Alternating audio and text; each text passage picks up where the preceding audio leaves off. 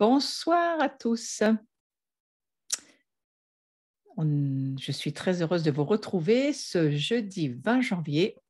Il est 19 heures et nous allons donc commencer ce cours ensemble. Je vais directement aller sur le sujet pour avancer, puisque la fois dernière, j'ai fait un résumé du premier cours. Alors maintenant, nous allons avancer sur le fait que la croix est un lieu de glorification. On peut voir que tous les besoins ont été couverts à la croix, absolument tous. Et finalement, si on y croyait vraiment, ça serait extraordinaire, parce que la croix, ce serait le lieu où directement tous nos besoins seraient couverts. Et ils le sont. Mais la chose, c'est que avant qu'ils le soient réellement, il va falloir travailler aussi dans notre propre vie à monter le niveau de foi qui est le nôtre.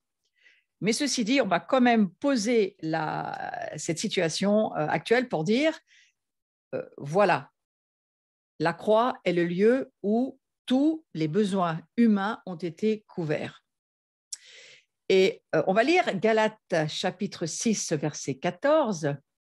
Et on va voir ce verset qui dit « Pour ce qui me concerne, loin de moi la pensée de me glorifier d'autre chose que de la croix de notre Seigneur Jésus-Christ, par qui le monde est crucifié pour moi, comme je le suis pour le monde. » Donc Paul, il n'avait qu'une chose dont il pouvait se glorifier, c'était la croix de son Seigneur Jésus-Christ. Et puis cette déclaration, elle est tout de même très surprenante, parce que si on considère qu'à l'époque de Paul, la croix était l'incarnation absolue de tout ce qui était honteux et répugnant, alors on peut bien penser à cette chose et se dire, oui, waouh, alors effectivement, c'est un lieu de gloire que de pouvoir saisir cette incroyable révélation. La croix est l'endroit où tous les besoins ont été couverts. J'ai pris cette référence dans le livre Un docteur au calvaire de Pierre Barbès, un chirurgien catholique, et il a tenté d'identifier, de décrire l'expérience physique d'une personne crucifiée. J'ai trouvé intéressant d'en parler un tout petit peu ce soir parce que voilà ce qu'il dit, le problème, c'est qu'il n'existe aucun point de référence parce qu'au cours des 2 derniers siècles, personne n'a jamais vu de crucifixion. Bien qu'on en ait revu, il n'y a pas là pour nous, mais en tous les cas, en Occident, non. Mais depuis quelque temps, avec évidemment le terrorisme et puis beaucoup d'autres choses barbares qui se sont relevées sur la planète, eh bien, on réalise à quel point la croix, elle était lointaine pour nous en tant qu'instrument torturé de honte. Mais aujourd'hui, on peut se rendre compte que ça s'est rapproché de nous et que c'est quelque chose qui n'est pas si loin, finalement. Et alors, cette affaire de crucifixion, c'est quelque chose qui, je crois, doit nous faire réfléchir et surtout, je crois qu'il faut méditer sur ce que ça veut dire pour nous, la crucifixion. Je ne veux pas aller sur l'explication de la crucifixion. Ce chirurgien l'a fait. Il y a des livres sur lesquels on peut aller voir et se renseigner sur cette expérience terrible que ça représente. Mais ceci dit, quand Paul dit qu'il ne s'est pas glorifié de sa lignée juive, il ne s'est pas glorifié des églises qu'il a fondées, il ne s'est pas glorifié des miracles qu'il a vus, et il en a vu un certain nombre. Il s'est glorifié que d'une chose, de la croix, c'est-à-dire de la crucifixion. Je crois que ça demande une révélation de ce qu'est réellement cette croix. Et puisse, je le prie pour nous ce soir, ce même esprit nous habiter. Un esprit qui désire, moi je voudrais aller sur ce domaine de se vider de toute glorification charnelle. C'est surtout là-dessus que j'aimerais aller. Se vider de nous-mêmes, se vider de tout ce qui est orgueil et suffisance en nous, autosuffisance. surtout la France, on est quand même assez bien placé sur l'échelle des nations qui ont été sur le sujet de l'orgueil assez bien placées. Hein. Et donc, il faut véritablement, dans cette année 2022, où il est tellement question dans le mouvement prophétique que nous entendons dans nos oreilles, évidemment, mais il est tellement question aussi dans la parole de Dieu, la même chose. Mais cette année particulièrement, il est tellement question de voir le Seigneur relever les siens, son peuple, sa sacrificature, dans l'humilité. Maintenons-nous dans l'humilité, c'est vraiment une parole qu'on entend cette saison. Maintenez-vous dans l'humilité, faites attention à cet esprit d'orgueil qui pourrait bien se relever de partout. Je fais une petite parenthèse pour dire que si vous n'étiez pas au courant, que vous ne l'aviez pas vu, mais il y a vraiment les ténèbres qui se relèvent, qui relèvent leurs géants. Et entre autres, quand on voit ce qui s'est passé le 25 novembre à Luxor en Égypte et même au Caire, on voit en avril, il y a des mouvements qui se sont levés très forts. Alors on pourrait nous dire oui, mais c'est pour le tourisme, c'est pour que les nations remettent leurs yeux sur l'Égypte et reviennent faire du tourisme. Oui, certainement, peut-être, virgule, mais l'histoire, c'est pas le tourisme. L'histoire, c'est le monde spirituel qui est derrière et ce que Satan est en train de faire, mine de rien, et de ce qu'il rouvre, il réouvre des routes. Il a, le musée, un des plus grands musées, hein, Luxor, c'est ouvert, a été refait totalement. Il y a une immense cérémonie le 25 novembre avec, on va dire, une procession, la célébration des faux dieux d'Égypte qui se sont relevés. Enfin, tout un tas de choses, je ne vais pas développer cela ce soir, mais c'est simplement pour dire que les dieux d'Égypte, c'est-à-dire l'esprit des pharaons, est vraiment en train, je crois que c'est aussi la force qu'il y a certainement derrière l'Antéchrist, de se lever. Alors ce monde-là, nous, quelque part, la chose qui nous est demandée de faire, c'est de rester des fils et des filles, des rois et des sacrificateurs, des reines et des sacrificateurs serviteurs, c'est-à-dire que nous comprenions bien l'importance de l'humilité, l'importance de la consécration, l'importance de la repentance, l'importance de continuer à marcher sur cette route qui prépare le retour de Jésus dans notre cœur, dans les nations, mais cette route aussi qui se prépare et que Jésus se prépare. Et lui, il est le chemin. C'est une route, Jésus, une route spirituelle dans notre cœur et aussi dans notre vie de tous les jours. Mais cette route, elle doit être, je crois, une route de sainteté. Et nous c'est Ésaïe 35 d'ailleurs, la route d'Ésaïe 35, c'est la route de la sainteté, c'est la route qui nous est proposée, la route de celui qui s'humilie, qui s'abaisse, qui renonce à sa vie. Et c'est cela dont il est question par rapport à l'apôtre Paul. Hein, que cet esprit d'humilité, cet esprit de consécration, cet esprit de repentance, cet esprit d'abandonner nos vies, hein, pour laisser Jésus vraiment régner dans la nôtre, dans notre vie à nous, eh bien, c'est se vider de la glorification personnelle, de cet esprit d'orgueil, d'autosuffisance. Moi, tout de suite, ça me relie à ce qui se passe en ce moment sur la planète, en tous les cas, et surtout à ce que Satan essaye de faire. Il relève l'orgueil dans les cœurs qui se laissent faire, qui ne le voient pas, qui n'en ont pas conscience. Il fait se lever ces ténèbres. Les ténèbres s'obscurcissent de plus en plus. Hein. Lisez Ésaïe 60, 61, c'est tous ces passages-là, où il est question, hein, bien sûr que sur nous se lève la lumière, mais sur les nations s'abat un voile et des ténèbres qui vont de plus en plus être lourdes. Donc, nous devons, je crois, humblement se courber devant la croix, humblement contempler cette croix qui est une gloire, mais ce n'est pas une gloire de la glorification humaine, bien entendu, vous le savez bien, mais c'est la gloire d'un Dieu qui s'est fait homme et qui vient pour servir dans un premier temps. Il est venu servir l'humanité et Jésus nous dit, mais faites la même chose que moi. Jésus est un modèle et Paul va bien le comprendre aussi. Lui qui était pharisien et tellement, je pense qu'il avait quand même une certaine tendance à être imbu de lui-même, hein, avec tout ce qu'il était, tout ce qu'il savait, tout ce qu'il pensait savoir. Et puis, tout à coup, la rencontre avec Jésus l'a totalement transformé. Et de Saul, il est devenu Paul. Et ce Paul, c'est quelqu'un d'autre. c'est une nouvelle créature, c'est quelqu'un qui n'existait pas auparavant et qui va apprendre la souffrance, la persévérance, l'endurance, qui va apprendre parfois même à voir que Jésus ne va pas répondre à certaines de ses demandes. Hein. Il lui a laissé une épine dans la chair en disant, voilà, sache, ben non, que ma grâce te suffit. C'est une école de l'endurance, Paul, mais c'est une école de l'humilité. C'est une école je crois, si quelqu'un a la révélation de la croix, c'est bien l'apôtre Paul.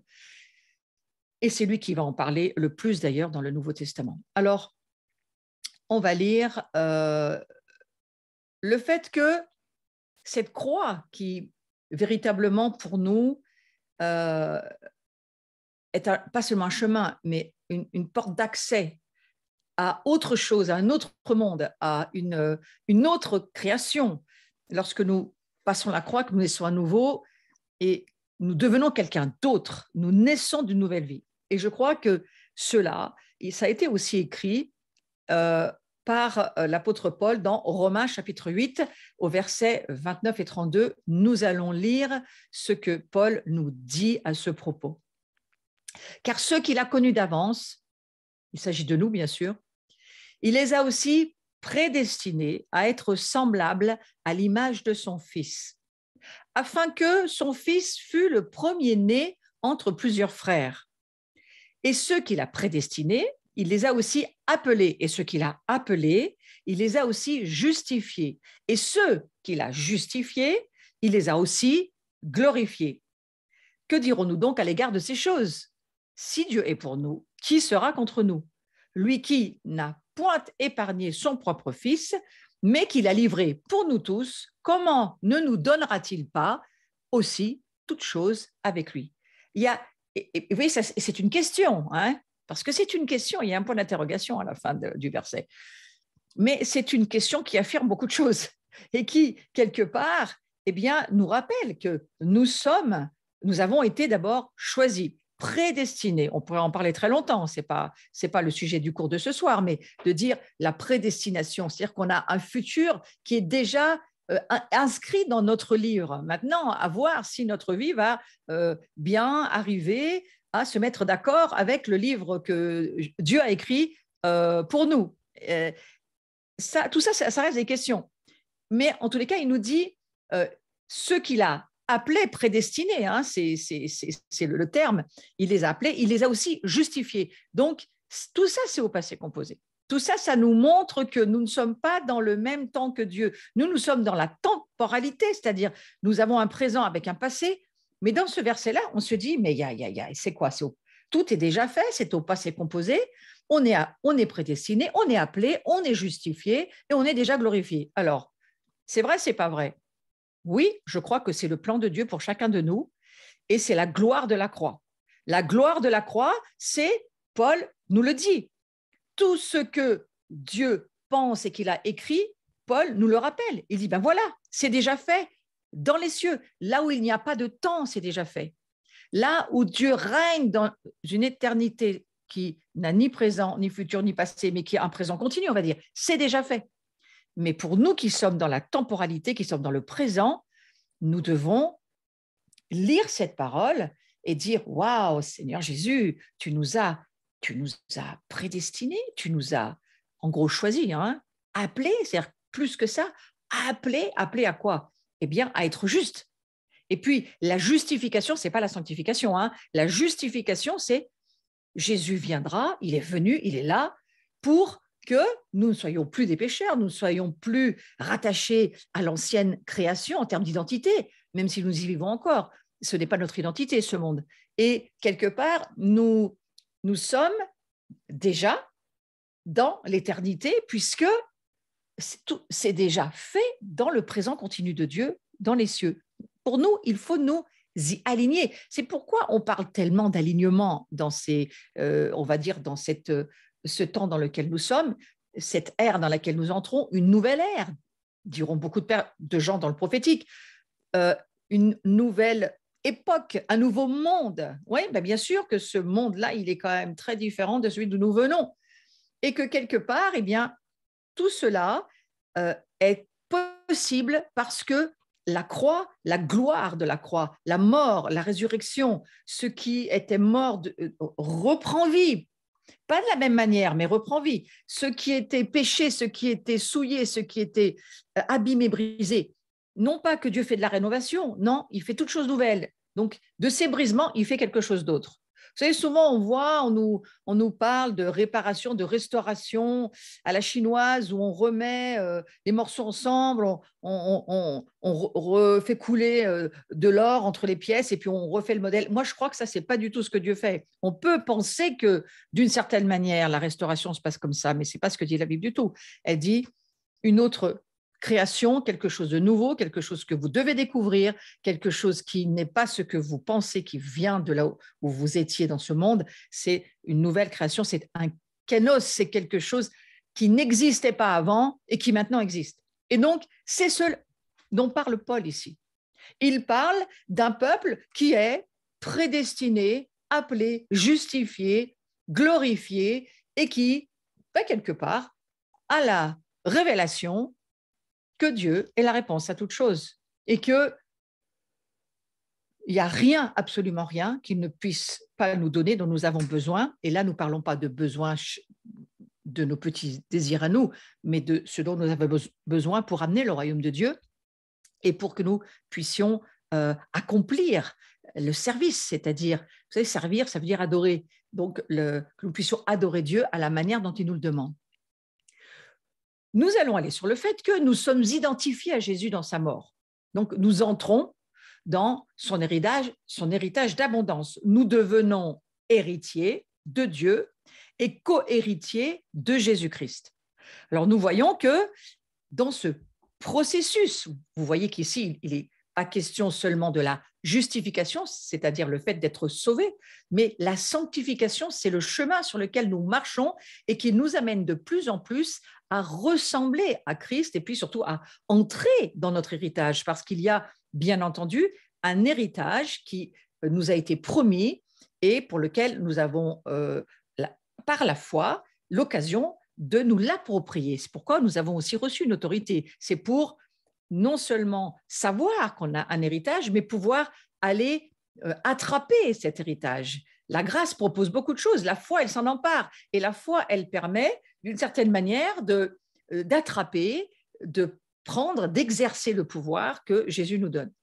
Donc, pour revenir au visuel, merci de rester dessus parce que ça m'arrangerait bien. Il y a un processus et Paul, il en fait ressortir 5 étapes qui sont toutes citées au passé. Et je veux vraiment insister là-dessus parce que c'est au passé. Donc, mettez-le pour vous comme quelque chose qui, dans la nouvelle personne que vous êtes, est déjà accompli. Et là, il va falloir faire marcher votre foi. Donc, il est question dans ce passage de Romains 8, Dieu, au verset 29-32, Dieu nous a connus d'avance. Comment c'est possible? Mais parce qu'il est Dieu. Et donc, il nous connaissait même avant que nous soyons, on va dire, incarnés ou même nous soyons nés. Parce que nous sommes en fait une pensée de Dieu. Et nous sommes une pensée et qui, parce que nous sommes une pensée de Dieu, finalement, après cela, Dieu a donné un corps, il a donné une forme, il a fait exactement ce qu'il était écrit dans la Genèse.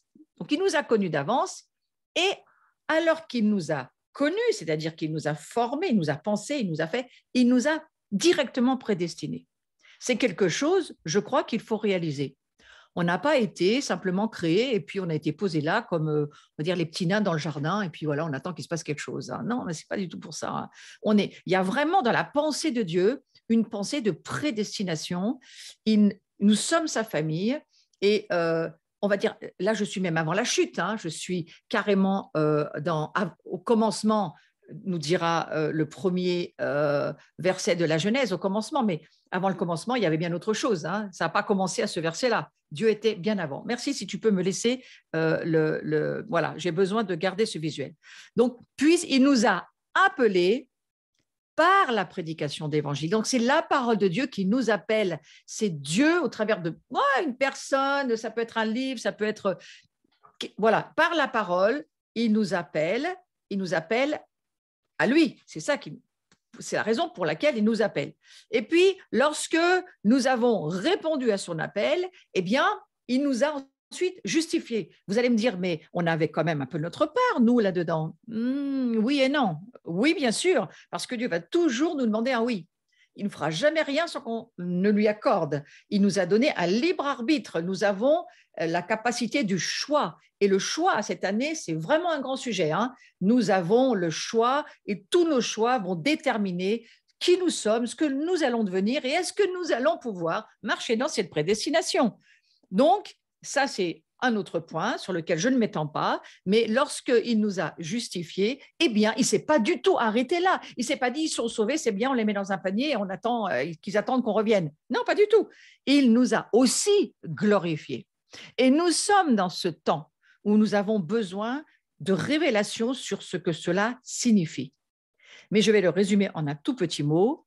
Il nous a élevés pour partager la gloire avec Jésus dans les cieux en tant que roi et en tant que sacrificateur.